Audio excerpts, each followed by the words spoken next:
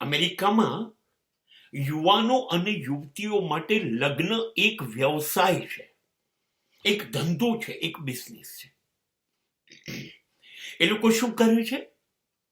જે ભારતના કે બીજા દેશના કોઈ માણસને અમેરિકાનું નાગરિકત્વ જોઈતું હોય તો એ અહીંની છોકરી જોડે પરણશે ઓન પેપર, કાગળ પર, કાયદાથી. બસ છોકરી છોકરાને ક્યારેય મળશે નહીં અને છોકરો ક્યારેય છોકરીને મળશે નહીં. બંનેના કાગળ પરથી છોકરો અમેરિકા આવી જશે, એ નાગરિક બની જશે અને પછી 2-4 મહિનાની અંદર ઓન પેપર છૂટાછેડા થઈ જશે અને બંને પોતપોતાના રસ્તે જશે.